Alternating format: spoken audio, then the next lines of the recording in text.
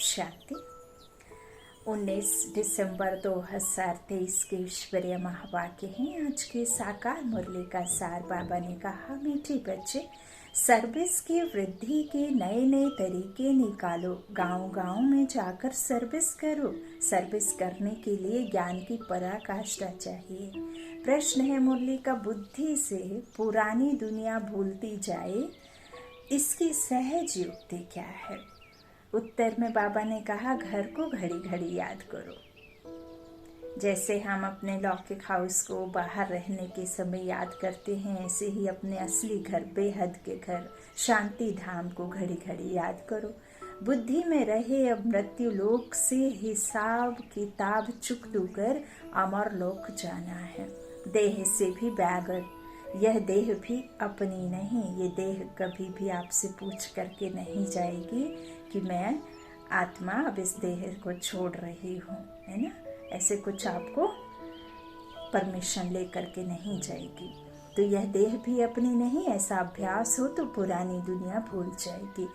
इस पुरानी दुनिया में रहते अपनी परिपक्व अवस्था बनानी है। एक रस अवस्था के लिए मेहनत करनी है। गीत है, माता ओ माता। ओम शांति। जगत अम्बा की महिमा भारत में बहुत है। जगत अम्बा को भारतवासियों के सिवाय कोई भी जानते नहीं। नाम सुना है जिसको ईव अर्थात बीबी भी कहते हैं। अब तुम बच्चों की बुद्धि में है कि बीबी और मालिक के सिवाय रचना तो रची नहीं जा सकती बिना मादर फादर के। तो बाबा कहते इस तरह से जरूर जगत अम्बा को प्रकट होना पड़े। जरूर थी, तब तो गायन करते हैं। भारत की महिमा बहुत है, स्वर्ग भी कहते हैं, और यह जानते हैं कि भारत ही प्राचीन था, इसलिए जरूर हेवन होना चाहिए। यह तुम ईश्वरीय संतान बिगर कोई समझ ना सके। जिन्होंने कल्प पहले समझा है वही आते रहेंगे। प्रदर्शनी चलती है, समझते हैं कल्प पहले भी की होगी। सबको समझाने के लिए अक्षर बहुत अच्छे हैं। पवित्र आत्मा, पवित्रता से तुम लाइट का ताज पाते हो। दूसरा पुण्य आत्मा, उसको कहा जाता है जो दान पुण्य करते हैं।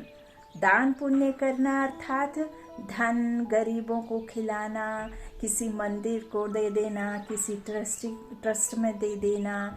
इस तरह से दान पुण्य करने की बात बाबा नहीं कहते। बाबा कहते हैं जो ज्ञान सागर आकर ज्ञान देता है और तुम आत्मा उस ज्ञान से ज्ञानी बनते हो, अपनी आत्मा को पवित्र बनाते हो। अपनी आत्मा में जो भी बाबा की शक्तियाँ हैं जो भरते हो, इस बुझती हुई जो ज्योत को जागृत अवस्था में लाते हो। इस ज्ञान घृत से, इस ज्ञान घृत से जो तुम्हारी आत्मा सोचरे की ओर जाती है, तो उस आत्मा में इतना सब कुछ भर जाता है। वो ज्ञान रत्न से भर जाती है। ये खाली बर्तन है ना, इसे भरने के लिए वापस जो पुराना है वो खाली हो, है ना, सब कुछ भूल फिर इस नए ज्ञान को धारण करना होता है। तो फिर इस ज्ञान रत्नों को दान भी करना है। वह पुण्य आत्मा होती है। बाबा कहते हैं ना, दाता देता है देने के लिए, रखने के लिए नहीं। भगवान जो भी आपको कुछ देता है ना, वो आपको औरों को देना है। तो दान पुण्य करते हैं, वो पुण्य आत्मा उसको कहा जाता है। उसको अंग्रेजी में फिलैंथ्रोपिस्ट कहा जाता है। पवित्र को वॉइसलेस कहेंगे। अलग अलग अक्षर हैं। भारत में दान पुण्य होता है तो बहुत है, परंतु अक्सर करके दान करते हैं गुरुओं को। और बाबा कौन सा गुरु है? गुरु वो जो गुणों से भरपूर तो हो लेकिन गुरूर ना हो। तो हमारा सतगुरु ऐसा ही है, गुणों से भरपूर है और गुरूर नहीं है। हमें भी गुरु बना देता है। तो अब उन्हें पवित्र आत्मा तो भल कहें, परंतु पुण्य आत्मा नहीं कह सकते। वह दान पुण्य नहीं करते हैं, वह तो दान पुण्य लेते हैं। तो इन सबसे बुद्धि योग टूटकर बाप से जुट जाए। अब बाबा यहाँ लौकिक में स्थूल में जो गुरु होते ना, बाबा क्या कह रहे हैं, वो गुरु दान नहीं करते, दान पुण्य लेते हैं। तो इन सबसे बुद्धि योग टूटकर बाप से जुड़ जाए। इसके लिए बाप को समझाना पड़ता है कि यह ठीक नहीं है, इन सब का उद्धार करने में मैं आता हूँ। तुम ज्ञान सागर से निकली हुई ज्ञान गंगाएं हो। वास्तव में गंगा अक्षर राइट है ना, बाबा कहते हैं गंगा अक्षर जो है ना वास्तव में राइट नहीं है क्या? नहीं है, परंतु गायन चला आता है, इसलिए भेंट की जाती है। बाप आकर पुरानी दुनिया की पुरानी सब चीजों को नया बनाते हैं। स्वर्ग नई चीज है, नई चीज का समाचार बाप ही जानते हैं, दुनिया नहीं जानती। अब ये नई से पुरानी, पुरानी से नई जो दुनिया बनती है ना, तो ये 7 जो बाबा कहते हैं ये प्रकृति किससे बनी है? 5 तत्वों की बनी। अब ये 5 तत्व भी तो दुख दे रहे हैं ना, तमो प्रधानता है सब में। तो ये 5 तत्व पूरी प्रकृति सब सतो प्रधान हो गई। तो इसीलिए प्रकृति अपना स्वरूप बदलती है, नए से पुराना, पुराना से नया, सतो रजो तमो अवस्था 3 अवस्था से गुजरती है। तो बाबा कहते ये दुनिया नहीं जानती। भगवान वाच हैं, परंतु गीता में श्री कृष्ण का नाम डालने से सबका बुद्धि योग टूट गया है, इसलिए सर्वव्यापी कह दिया है। श्री कृष्ण के साथ बहुतों का बुद्धि योग है। जहाँ भी गीता का मान है तो उसे तो जैसे श्री कृष्ण का मान है। जहाँ भी गीता का मान है तो जैसे श्री कृष्ण का मान है। वास्तव में बाप के महिमा की टोपी बच्चे के ऊपर आ गई है। नाम बदली करने से बाप की जो महिमा है वो बच्चे के टोपी बदल दी ना, इसकी टोपी उसके सर ऐसे, तो बच्चे के ऊपर आ गई है। यह भी ड्रामा में नोंद है, इसमें किसी का दोष नहीं, ये बना बनाया ड्रामा है, यह आप आकर समझाते हैं। बाबा कहते हैं मैं ही आकर के समझा सकता हूँ। बाबा बार बार समझाते हैं, जब कोई आते हैं तो हर एक का ऑक्यूपेशन पूछो, इससे तुम्हारा क्या संबंध है। बाबा ने प्रश्नावली अच्छी बनाई है, सर्विस तो बहुत अच्छी हो सकती है, सर्विस तो जगदम्बा के मंदिर में बहुत अच्छी हो सकती है ना। जाओ, जाकर पूछो कि ये जगदम्बा है, अब इनको बनाने वाला कौन है, इनकी रचना किसने की, जगदम्बा क्यों कहा जाता है ना सर। बाबा कहते हैं ना सरस्वती को वीणा दिया है, तो यह सब क्यों दिया है? ज्ञान ज्ञानेश्वरी, ज्ञान पाकर के क्या बनती हैं, इनका नाम सरस्वती है। तो ये जो हमारी मम्मा है उनके बारे में बताना है ना, तो एक ही हो सकती ना। तो बाबा कहते ये सर्विस मंदिर में जाकर अच्छी हो सकती है, वहाँ जाकर समझाओ कि यह है जगदम्बा, सृष्टि को रचने वाली माता, जिनको रचता बाप ने रचना किया है, ब्रह्मा मुख वंशावली अडॉप्ट किया, तो कौन सी दुनिया रचती है? जरूर नई रचना रचेंगी। अच्छा, इस माता का पिता कौन है? इनको जन्म किसने दिया? मनुष्य तो मुख वंशावली का अर्थ भी नहीं समझते हैं, तुम जानते हो। इनको परम पिता परमात्मा ने जन्म दिया है, तुम बच्चों को ही समझाना पड़े। जगदम्बा मुख वंशावली है, परंतु कैसे? परम पिता परमात्मा तो निराकार है, समझाया जाता है ब्रह्मा तन से। परम पिता परमात्मा ने आकर जैसे इस ब्रह्मा को अडॉप्ट किया, वैसे बच्ची को भी किया। यह बातें सबकी बुद्धि में स्थायी नहीं ठहरती, घड़ी घड़ी भूल जाते हैं बच्चे। सर्विस तो बहुत कर सकते हैं। जगद अम्बा के मंदिर में परिचय देना चाहिए, तो उन्हों का भी बुद्धि योग बाप से जुटे। जगदम्बा भी उनसे योग लगाती है, तो हम भी उनसे योग लगाएं, है ना। जो बाबा कहते हैं वो खुद उनसे योग लगाती हैं, तो हम भी उनसे योग लगाएं। यहाँ डायरेक्ट संबंध है ना, इनडायरेक्ट नहीं है। तो बाबा कहते हैं इनडायरेक्ट में शक्ति नहीं है, डायरेक्ट में शक्ति है। ज्ञान से तुम्हें सब कुछ मिलता है ना, तो बाबा कहते हैं फिर वो भी डायरेक्ट लगाएं। तो नीचे जगत अम्बा तपस्या में बैठी है, उनका मंदिर ऊपर है, नीचे राजयोग की तपस्या कर रहे हैं। फिर राजराजेश्वरी स्वर्ग की मालिक बनी सतयुग में। अभी है कलयुग, अभी वो मालिक नहीं, मालिक बनने के लिए तैयार हो रही है, पढ़ाई पढ़ रही है। बाबा कहते हैं वो बनेंगी सतयुग में। अभी तो कलयुग है। फिर से जब तपस्या में बैठे तब तो स्वर्ग के मालिक बने ना। तुम्हारी बुद्धि में यह सारा ज्ञान रहना चाहिए। यह सच्ची राय मनुष्यों को दी जाती है। तुम हर एक का परिचय देते हो, परंतु सबकी बुद्धि में कोई जल्दी थोड़े ही बैठ सकता है। बैठे तब जब सर्विस में लग जाए। चित्र भी बहुत अच्छे बने हुए हैं। लक्ष्मी नारायण के मंदिर में जाकर समझा सकते हो। बाबा कहते हैं मेरे भक्तों को सुनाओ। भक्त जरूर मंदिर में ही मिलेंगे, उनको प्यार से समझाओ। यह जो लक्ष्मी नारायण के चित्र हैं, इनके लिए सभी कहेंगे यह स्वर्ग के मालिक थे। अच्छा, अब क्या है? जरूर कहेंगे कलयुग में दुख ही दुख है। फिर इनको बादशाही कैसे मिली तुम जानते हो, तो सबको सुना सकते हो। एक को समझाएंगे तो सत्संग इकट्ठा हो जाएगा। फिर सब कहेंगे हमारे पास आओ। मंदिर में बड़ा मेला लगता है। राम के भी मंदिर में जाकर उनका ऑक्यूपेशन बता सकते हो। आहिस्ते आहिस्ते युक्ति से समझाना चाहिए। कई बच्चे लिखते भी हैं, बाबा हमने ऐसे ऐसे समझाया। एक को समझाने से फिर दूसरे निमंत्रण देते हैं। हमारे घर में भी 7 रोज भाषण चले तो अच्छा है। फिर वहां से और कोई निकलेगा। कोई भी निमंत्रण दे, उनको ऐसा समझाना चाहिए जो छोड़े नहीं, पकड़ ले। भाषण करने से आसपास वाले मित्र संबंधी आदि भी इकट्ठे होंगे। ऐसे ही वृद्धि होती है। सेंटर पर इतने नहीं आ सकते। देखो बाबा ने कहा सेंटर पर इतने नहीं आ सकते, लेकिन जो अलग अलग ड्रामा में है, जैसे गृहस्थ में है, जॉब में है, बिजनेस में है ना। शॉप पे कितने लोग आते हैं, है ना, जो बिजनेस करते हैं, जिनका खुद का धंधा है, तो वो कितने सारे संबंध संपर्क में आने वाली आत्माओं को ये बता सकते हैं ना। बाकी सेंटर्स तो फिर बाबा कहते वहाँ पे इतने नहीं आ सकते। तो यह अच्छी युक्ति है। और जाने से भी कितने लोग कतराते हैं ना, बहुत कुछ सोचते हैं। तो ऐसे मेहनत करनी चाहिए। मेहनत करने का ढंग मुश्किल किसको आता है? ज्ञान की पराकाष्ठा चाहिए। बाबा कितनी दूर से हमको सिखाने आया है। अगर सर्विस नहीं करेंगे तो ऊंच पद कैसे पाएंगे?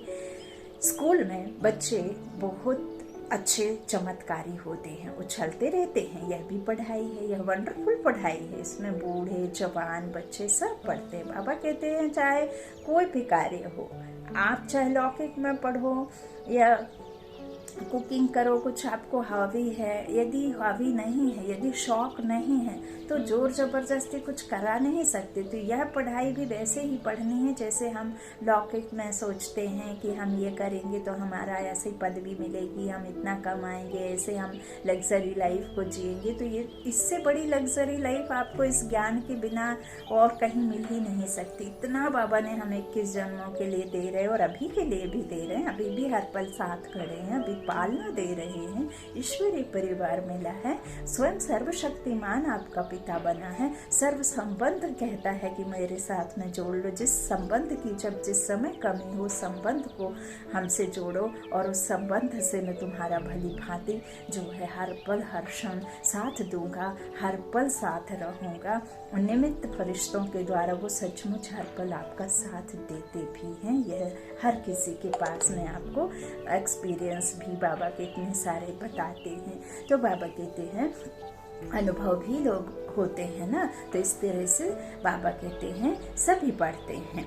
गरीबों को और ही अच्छा चांस है। सन्यासी भी वास्तव में गरीब हैं। कितने बड़े बड़े धनवान मनुष्य आपने पास बुलाते हैं। सन्यासियों ने घर बार छोड़ा, बैगर हुए, कुछ भी उन्हों के पास नहीं है। तुम भी अभी बैगर हो, फिर प्रिंस बनते हो, वह भी बैगर हैं। इसमें पवित्रता की बात है।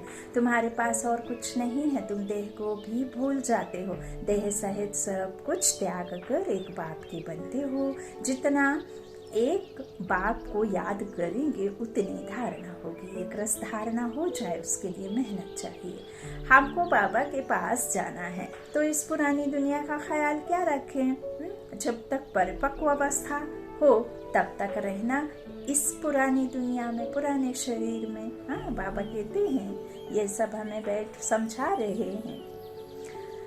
अब तुम्हें गृहस्थ व्यवहार में रहकर पवित्र बनना है। इस मृत्यु लोक से हिसाब किताब चुकतू होता है, अब अमर लोक जाना है। घर को घड़ी घड़ी याद करने से पुरानी दुनिया भूलती जाएगी। बोलो गीता में बाबा ने क्या कहा है?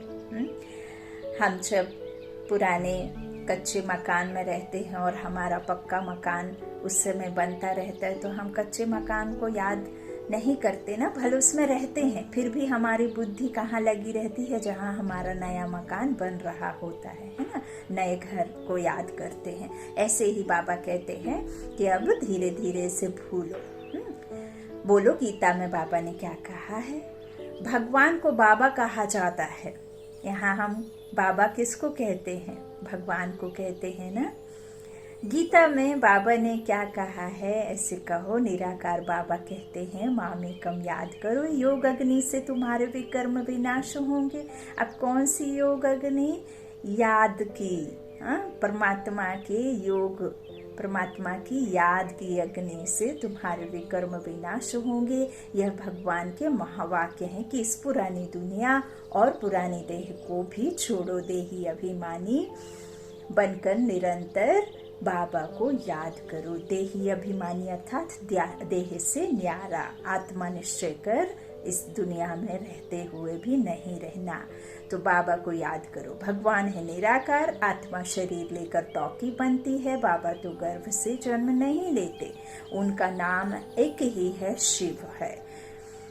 ब्रह्मा विष्णु शंकर को अपना सूक्ष्म शरीर है, यह है ही निराकार परमपिता परमात्मा। फिर उनका नाम है शिव, शिव कल्याणकारी। वही ज्ञान का सागर है। ब्रह्मा विष्णु शंकर को रचता नहीं कहेंगे, रचयिता एक ही निराकार को कहा जाता है। वह फिर साकारी रचना कैसे रचे? निराकार साकारी रचना कैसे रचे?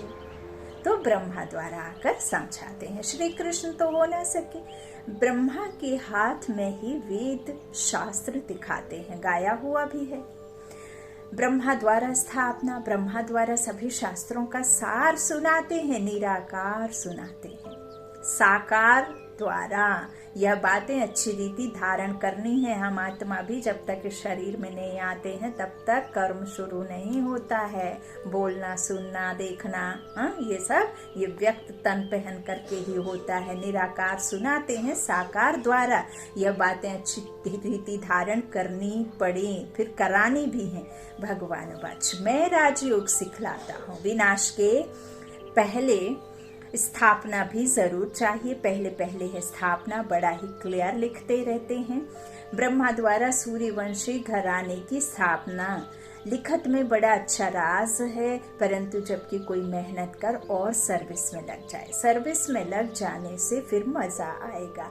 मम्मा बाबा को भी सर्विस में मजा आता है। बच्चों को भी सर्विस करनी है। मम्मा को तो मंदिर में नहीं ले जाएंगे, मम्मा की तो बड़ी महिमा है, बच्चों को तो जाना ही पड़े। बाबा कहते हैं वानप्रस्थियों के पास जाकर उनसे प्रश्न पूछो, फिर समझाओ कि कभी गीता अध्ययन की है। गीता का भगवान कौन है? भगवान तो एक ही निराकार होता है, साकार को भगवान नहीं कहेंगे, भगवान एक है। इसमें सर्विस का बहुत विचार सागर मंथन चलना चाहिए। प्रैक्टिस करनी है तो बाहर जाकर ट्रायल करनी चाहिए। जगत अम्बा का दर्शन करने रोज आते हैं, त्रिवेणी पर भी मनुष्य बहुत जाते हैं, वहाँ भी जाकर सर्विस करें, भाषण करें तो ढेर आकर इकट्ठे होंगे, निमंत्रण देते रहेंगे। हमारे पास आकर सत्संग करो। बाबा मम्मा तो कहाँ जा नहीं सकते, बच्चे जा सकते हैं। बंगाल में काली का मंदिर है, वहाँ भी बहुत सर्विस कर सकते हो। काली कौन है इस पर भाषण करो, परंतु हिम्मत चाहिए। बाबा जानते हैं कौन समझा सकते हैं। जिन्हें बाबा कहते जिनमें देह अभिमान है वह क्या सर्विस कर सकेंगे? सर्विस का सबूत नहीं देते। सर्विस अगर पूरी नहीं की तो नाम बदनाम करेंगे। योगी में बड़ा बाबा कहते योगी में बल बड़ा अच्छा रहता है, जिसकी याद उस परमात्मा से जुड़ी रहती है उसमें बल रहता है। बाबा से जुड़ना, संबंध जोड़ना, अर्थात उनके सब कुछ हमारे में धीरे धीरे आते जाते हैं, तो याद में बल बड़ा रहता है। समझाने के लिए पॉइंट्स बहुत देते रहते हैं, परंतु अच्छे अच्छे महारथी भी भूल जाते हैं। सर्विस तो बहुत है, इसको कहा जाता है बेहद की सर्विस, फिर वह मान भी बहुत पाते हैं। अच्छा, ये मुरलियों में जो बाबा अभी जैसे ऊपर में पॉइंट्स लिखे कि मम्मा बाबा नहीं जा सकते हैं सर्विस करने, बच्चे जा सकते हैं, तो ये मुरली कोई अभी की नहीं है, आप सभी जानते हैं। ये ब्रह्ममुख वंशावली पहले से ही मुरलियों का उच्चार बाबा ने किया है ना, ये हम सबके लिए रखी हुई है, तो इसीलिए उसको ऐसा नहीं कि प्रेजेंट में नहीं लेना है ना। लेकिन बाबा ने ये सब बच्चों को निमित्त बना करके सर्विस के लिए और गंगाएं निकली हैं, छोटी छोटी है ना, पॉन्ड्स भी हैं, नदी भी हैं। तो इस तरह से ज्ञान सागर से फिर ब्रह्मपुत्र नदी निकली, सरस्वती मम्मा बाबा ऐसे निकले, तो ये बड़ी बड़ी नदियां फिर छोटी छोटी है ना। तो बाबा कहते इस तरह से अच्छे अच्छे महारथी भी भूल जाते हैं। सर्विस तो बहुत है, इसको कहा जाता है बेहद की सर्विस, फिर वह मान भी बहुत पाते हैं। मुख्य है पवित्रता की बात, जितना आप प्योर रहेंगे उतना कनेक्शन आपका उस एवर प्योर बाप के साथ रहेगा। श्रेष्ठ प्योर अर्थात आपके मन के संकल्प बहुत साफ शुद्ध, एकदम शुभ भाव से, शुभ कामनाओं से फुलफिल होने चाहिए। चलते चलते टूट पड़ते हैं, लौकिक बात से कभी किसको भी निश्चय नहीं टूटता। यहाँ बाबा के पास जन्म लेते हैं, ऐसे बाप को फिर घड़ी घड़ी भूल जाते हैं, क्योंकि विचित्र है। हाँ, वो निराकार है ना, बिंदी है तो खसक जाती है। ऐसे बाप का चित्र नहीं है ना, तो बाप कहते हैं मुझे याद करो और तुम पवित्र बनो तो मेरे पास आ जाएंगे। आत्मा समझती है हमने ही 84 जन्मों का पाठ बचाया है। आत्मा में पाठ नोधा हुआ है, शरीर में थोड़े ही पाठ है। इतनी छोटी सी आत्मा में कितना भारी पाठ है 84 का। हाँ, यह वृद्धि बाबा कहते हैं कितनी जास्ती होती है सतयुग से कलयुग तक। देखो तो यह बुद्धि में कितना नशा रहना चाहिए। व्यवहार के साथ साथ यह सर्विस भी कर सकते हैं। माँ बाप तो कहाँ भी नहीं जाएंगे, बच्चे कहाँ भी जाकर सर्विस कर सकते हैं। बच्चों को ही लकी स्टार्स कहा जाता है। अच्छा, मीठे मीठे सिक्की लादे बच्चों प्रति माता पिता बाप दादा का याद प्यार और गुड मॉर्निंग। रूहानी बाप की रूहानी बच्चों को नमस्ते। हम रूहानी बच्चों की रूहानी माता पिता बाप दादा को याद प्यार और गुड मॉर्निंग। शुक्रिया बाबा, शुक्रिया शुक्रिया, निमित्त चुनने के लिए शुक्रिया, मुझे अपना बनाने के लिए शुक्रिया, ग्रस्त में रहने के बावजूद ऐसे घर से सेवा देने का शुक्रिया शुक्रिया शुक्रिया। और आप सभी भाई बहनों को बहुत बहुत दिल से दुआएं, शुक्रिया कि आप मुझ निमित्त बनी आत्मा से बाबा के इन महावाक्यों को सुनते हैं और धारण करते हैं। खूब खूब आभार बाबा, शुक्रिया। धारणा के लिए मुख्य सार, पहला बाबा ने कहा देह अभिमान छोड़ सर्विस करनी है, विचार सागर मंथन कर बेहद की सर्विस का सबूत देना है। दूसरा, इस मृत्यु लोक से पुराने सब हिसाब किताब चुकतू करने, पुरानी देह और पुरानी दुनिया को बुद्धि से भूलते जाना है। वरदान है आज, एक की स्मृति द्वारा एक रस स्थिति बनाने वाले उच्च पद के अधिकारी भव। एक रस स्थिति बनाने के लिए सदा एक की स्मृति में स्थित रहो। अगर एक के बजाय दूसरा कोई भी याद आया तो एक रस के बजाय बहुरस स्थिति हो जाएगी। जिस समय और कोई रस आकर्षित करता है, उसी समय यदि आपका अंतिम समय आ जाए तो उच्च पद नहीं मिल सकता। इसलिए हर सेकंड अटेंशन रखो, और अटेंशन रखते रखते टेंशन में नहीं आना है। ऐसे अटेंशन रखना है जैसे कि बाबा बाबा बाबा, बिल्कुल उसमें कोई भी किसी तरह का माथा दुखाना या किसी तरह से परेशान होकर के नहीं। बाबा सहज योगी, राजयोगी, कर्म योगी हमें कहते हैं।